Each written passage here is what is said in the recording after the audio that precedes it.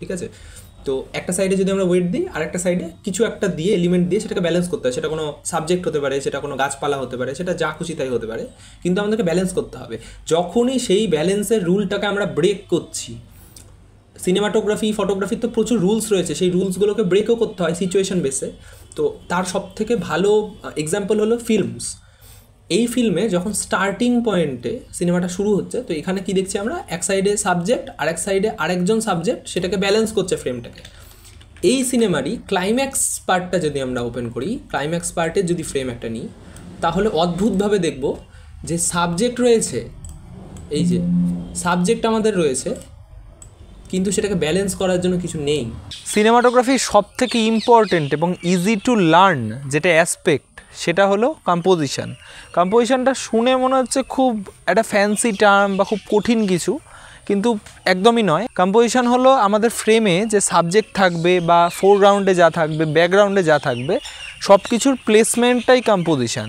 কম্পোজিশনের একটা খুব important part সেটা হলো ফ্রেমিং। আমরা ফ্রেমে একটা সাবজেক্টকে বা আমাদের সাবজেক্টকে কোথায় রাখবো, আমরা ফ্রেমে সাবজেক্টকে 1/3 রাখবো নাকি মাঝখানে রাখবো, সেইটাই ডিপেন্ড করছে কম্পোজিশন। কম্পোজিশন সিনেমাটোগ্রাফির একটা খুব ইম্পর্টেন্ট পার্ট, সেটা আমি বললাম যে ইজি টু লার্ন। তো গরমের মধ্যে ফ্যান অফ করে আমি এখন কম্পোজিশন বোঝাবো। তো আমি চাইছি না যে খুব ডেসক্রিপটিভভাবে বা খুব জটিল হোক বিষয়গুলো, সেই কারণে আমি কম্পোজিশনের একটা বা দুটো যেই টেকনিকগুলো সব থেকে বেশি ফিল্মে ইউজ করা হয়, মানে বড় বড় ডিরেক্টর, ডিওপি থেকে শুরু করে যারা হলিউড টলিউড সব জায়গাতেই মোটামুটি ভালো কাজ দাঁড় করাচ্ছেন, তাদের ফ্রেমগুলো অ্যানালিসিস করব। এবং তোমরা হয়তো ভাবতে পারো যে আমি তোমাদেরকে বলছি সেখানে আমার কাজে কতটা সেগুলোর এফেক্ট রয়েছে।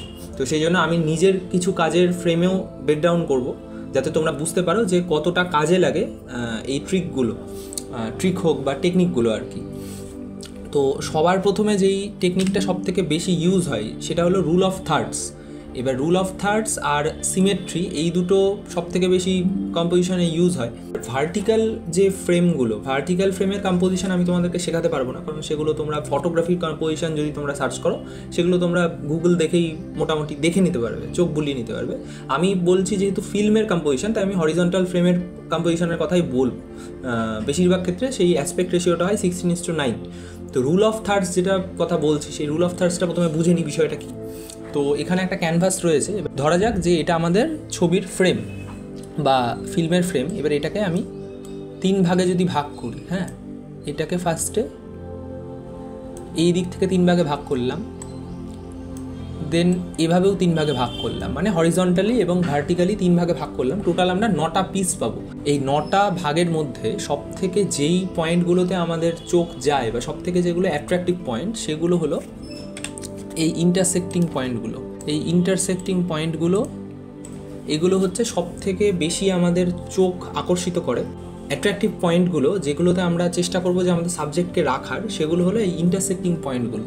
অন করি বিষয়টা, এই যে ইন্টারসেক্টিং পয়েন্টগুলো আমরা দেখছি, যেখানে যেখানে লাইনগুলো একে অপরকে ইন্টারসেক্ট করছে, সেই জায়গায় আমরা যদি আমাদের সাবজেক্টকে রাখতে পারি, তাহলে সব থেকে কম্পোজিশনটা দেখতে খুব সুন্দর হয়, ফ্রেমটা দেখতে ভালো লাগে। তো এইটাই রুল অফ থার্ডস, একদম বেসিক, আর কিছুই না, যে আমরা কোনো কিছু মাঝখানে না রেখে একটুখানি সাইডে একটু ধার ঘেঁষিয়ে রাখবো, তাহলেই হবে। এবার ধার ঘেঁষিয়ে বলতে আমরা ফ্রেমে, এক সেকেন্ড আমি একটা জিনিস বলি, আমরা ফ্রেমে হয়তো এই জায়গায় জিনিসটাকে রাখতাম, সেখানে আমরা এই জায়গায় না রেখে হয়তো এই জায়গাতে রাখবো, অথবা এই জায়গাতে রাখবো। হ্যাঁ, এইটাই হলো রুল অফ থার্ডস, ইজি, ঠিক আছে? মানে 1/3 আমাদের সাবজেক্ট থাকবে এবং বাকি 2/3 খালি থাকবে, এটাই হলো রুল অফ থার্ডস। ওকে, এবার আমরা কয়েকটা সিনেমার ফ্রেম আমি দেখে নিই। তো মনিটরে আমি রুল অফ থার্ডসের যে গাইডলাইনটা, সেটা অন করে দিচ্ছি তোমাদের, তাহলে দেখতে সুবিধা হবে, বুঝতে সুবিধা হবে আর কি। তো ফার্স্টে আমি যাচ্ছি ব্রেকিং ব্যাড। ব্রেকিং ব্যাড হলো ওয়ার্ল্ডের টপমোস্ট IMDb রেটেড একটা শো, তোমরা অনেকেই জানো নাম ব্রেকিং ব্যাডের। তো ব্রেকিং ব্যাডের এটা একটা ফ্রেম। তো সেখানে আমরা দেখতে পাচ্ছি যে ওয়াল্টার হোয়াইট বা যে মেন ক্যারেক্টার প্রোটাগনিস্ট, তাকে আমরা একটা সাইডে রেখেছি ফ্রেমের, rule of thirds. Okay, next আর একটা ফ্রেম ব্রেকিং ব্যাডের, সেম সেন্টার কম্পোজিশন এটা করা যেত, দেখে মনে হচ্ছে যে খুব সুন্দরভাবে এটা মাঝখানে রাখা যেত, কিন্তু এটা মাঝখানে নেই, এটা একটা রুল অফ থার্ডসের মধ্যে রাখা হয়েছে, কারণ এই যে চোখটা, এই চোখটা খুব ইম্পর্ট্যান্ট একটা পয়েন্ট। তো এই চোখটাকে রুল অফ থার্ডসের ইন্টারসেক্টিং পয়েন্টের মধ্যে রাখা হয়েছে। ওকে, সেভেন একটা খুব ইম্পর্টেন্ট সিনেমা। তো সেভেনের যে ক্লাইম্যাক্স পার্ট, সেই ক্লাইম্যাক্স পার্টে ব্র্যাড পিটের যে চোখটা সেটা রয়েছে rule of thirds. Okay, David ফিঞ্চারের সিনেমা, তোমরা দেখতে পারো, খুব সুন্দর সিনেমা। ওকে, ক্রিস্টোফার নোলানে আসি এবার।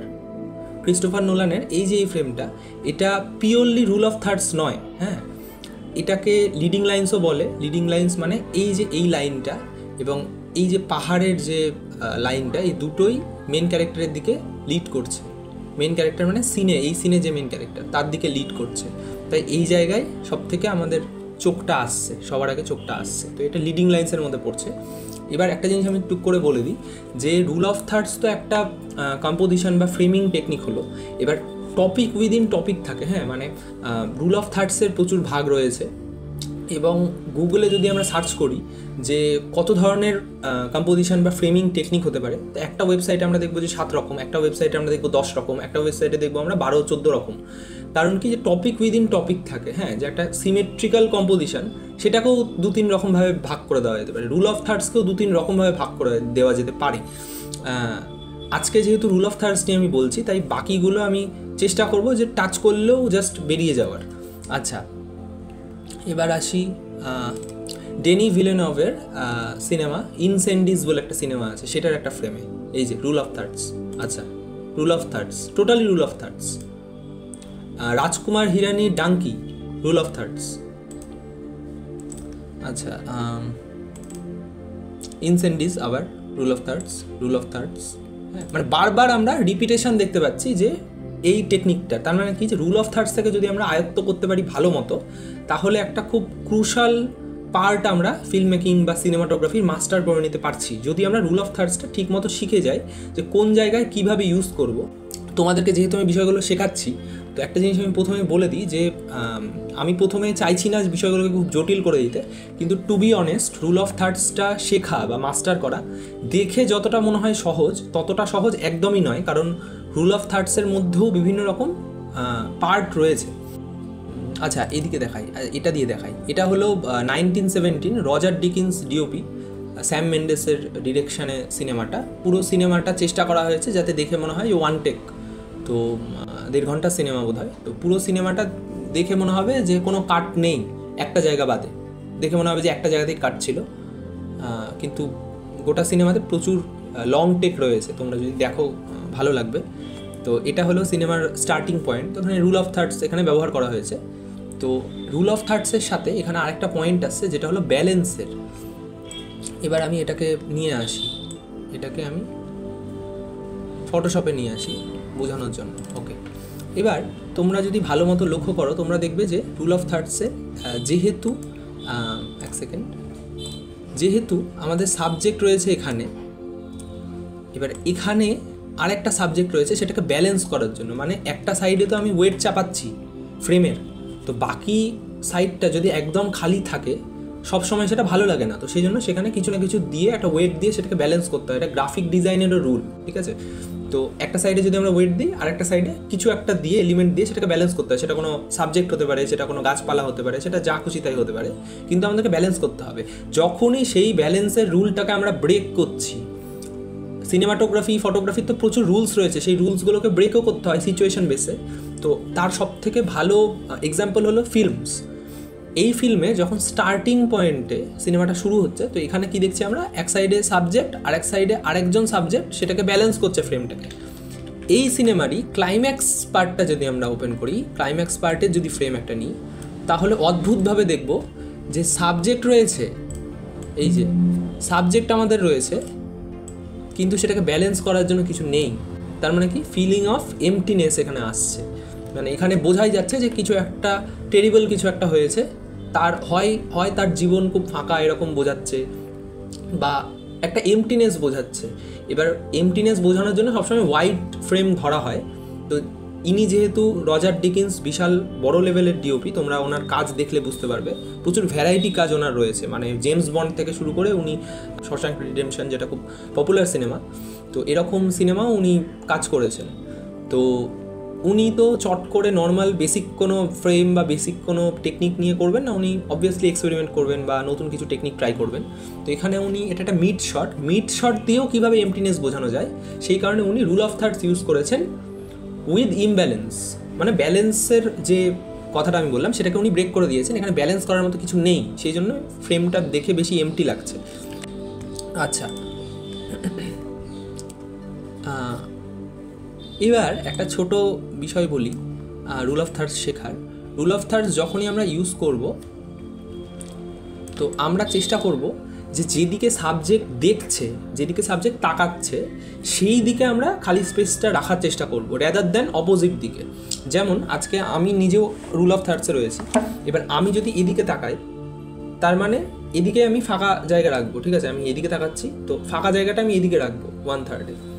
এবার আমি যদি এদিকে তাকিয়ে কথা বলি, এবার দেখো বিষয়টা অড লাগছে না, এবার ফ্রেমটা বাজে হয়ে গেল না হঠাৎ করে, তাই না? আমি এদিকে তাকিয়ে কথা বলছি, ফ্রেমটা তো বাজে হয়ে গেল কারণ আমি এদিকে তাকাচ্ছি, এইদিকে তাকাচ্ছি, কিন্তু খালি জায়গা রয়েছে এখানে, 2/3 খালি রয়েছে এখানে, ফ্রেমটা বাজে হয়ে গেল। তাই এটা একটা বেসিক টেকনিক যে যেদিকে সাবজেক্ট তাকাবে সেই দিকে আমরা 2/3 খালি রাখবো।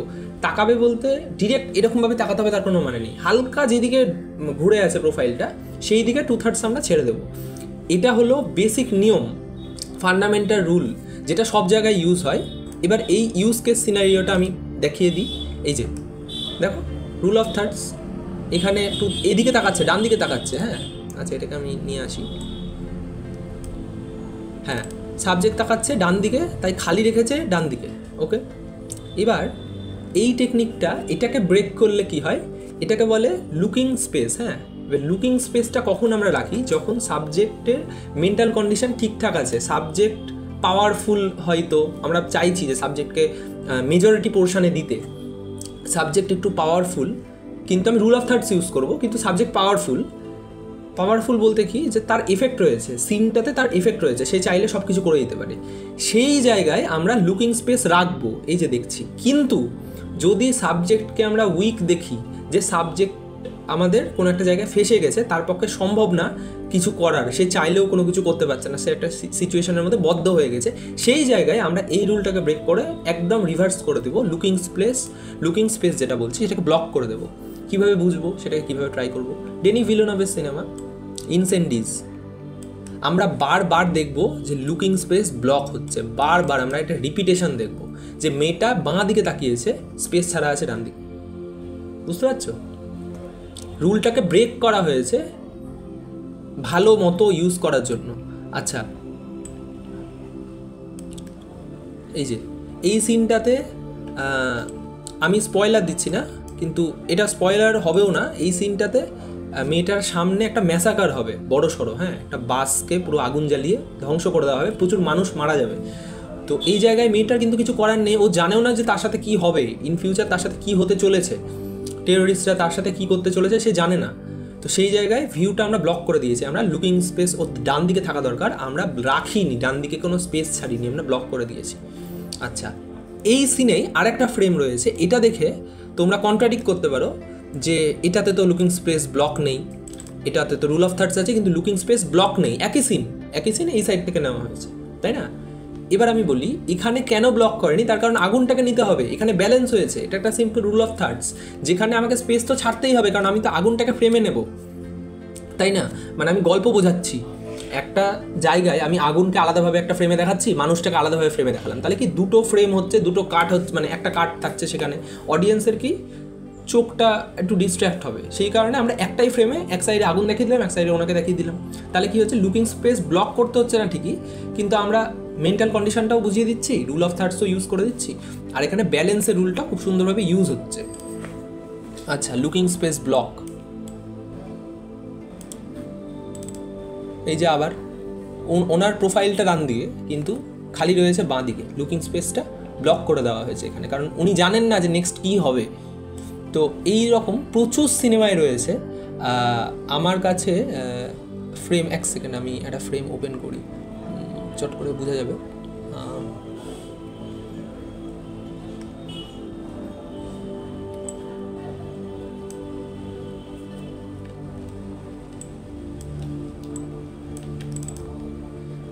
ইনারিটুর সিনেমা, এটা হলো ইমানুয়েল লুবেস্কি এটা ডিওপি এই সিনেমা, দ্য রেভেন্যান্ট।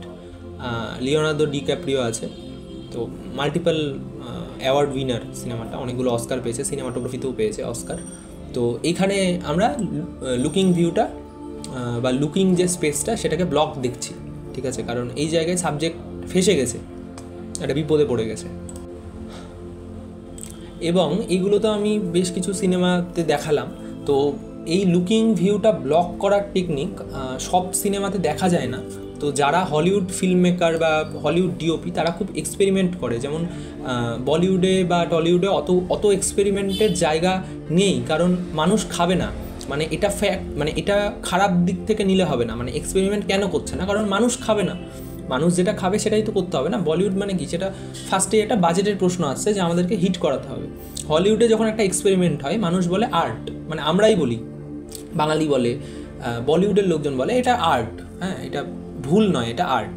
যদি একই এক্সপেরিমেন্ট টলিউডে হয় বা বলিউডে হয় তারা বলবে কপি, অথবা তারা বলবে এটা ভুল, এটা দেখতে ভালো লাগছে না। আমি একটা ছোটো উদাহরণ দিচ্ছি। ক্যামেরা কাঁপে, তো ক্যামেরা বেশ কিছু সিনেমা বা জায়গায় মানে সিচুয়েশান বেসে যখন হ্যান্ডহেল্ড নেওয়া হয় ক্যামেরাকে ইচ্ছাকৃতভাবে কাঁপানো হয়। সেই কাঁপানোটা যখন কোনো সিনেমাতে হয়, আমরা যখন কোনো পপুলার কোনো কিছুতে দেখছি ক্যামেরা কাঁপছে, আমরা সেখানে কোনো অবজেকশন জানি না, আমরা বলি দারুণ লাগছে। সেই একই কাজ যখন আমাদের মতো কোনো ছোটোখাটো যারা সিনেমা বানাচ্ছে, আমাদের মতো আমি যখন করছি বা এই রেঞ্জের যখন লোকজন করছে, লোক বলছে যে যারা মূল্য জানে না তারা বলছে ক্যামেরা ওখানে কেঁপেছে। এবার আমি তাদেরকে কীভাবে বোঝাবো? আমার কাছে কিছু নেই, মানে স্টেবিলাইজেশন সিস্টেম নেই যে ক্যামেরা কেঁপেছে। অবভিয়াসলি আছে, কিন্তু সেই জায়গায় ক্যামেরা কাঁপাটা নেসেসারি, সেই কারণে ক্যামেরা কাঁপছে। তোমরা আমার লাস্ট কাজ যদি দেখো, ভালোবাসা বলে কিছু নেই, সেটা একটা গান, আমার নেক্সট ফিল্ম ওশান অফ মেমোরিজের, সেখানে প্রচুর জায়গা তোমরা দেখবে যে ক্যামেরা কাঁপছে, সেটা ইচ্ছাকৃতভাবে কাঁপানো, সেটা তোমরা বুঝতে পারবে। সেই জায়গায় অনেকে কমেন্ট জানিয়েছে, সামনাসামনি জানিয়েছে যে ক্যামেরা কাঁপছে। তো সেখানে আমি প্রতিবাদ করিনি, কারণ তাকে তো আমি মাস্টার ক্লাস করাতে বসবো না যে এই জায়গায় এই জন্য ক্যামেরা কাঁপিয়েছি বা কিছু। সে যখন ফুল ফিল্মটা দেখতে আসবে, হলে বসে যখন পুরো সিনেমাটা দেখবে, আমার বিশ্বাস সে বুঝতে পারবে। তো রুল অফ থার্ডসটা আজকে আমি বললাম, এটা মোটামুটি একটা তোমাদের ইন্ট্রোডাকশনও ছিল, তার সাথে অ্যাডভান্স জিনিসপত্র বলে দিলাম। তো এগুলোতে আর কোনো আশা করি প্রবলেম হবে না। এবং টপিক উইদিন টপিক যেটা থাকে, মানে রুল অফ থার্ডসের মধ্যে আরও বেশ কিছু টপিক রয়েছে, সেগুলো আমাকে অন্য ভিডিওতে কভার করতে হবে। তো টিল দেন তোমরা ভালো মতো কাজ করো। Thank you. এবং ইনস্টাগ্রামে আপডেট রেখো, হোয়াটসঅ্যাপ চ্যানেলে জয়েন করে থাকো। Thank you so much.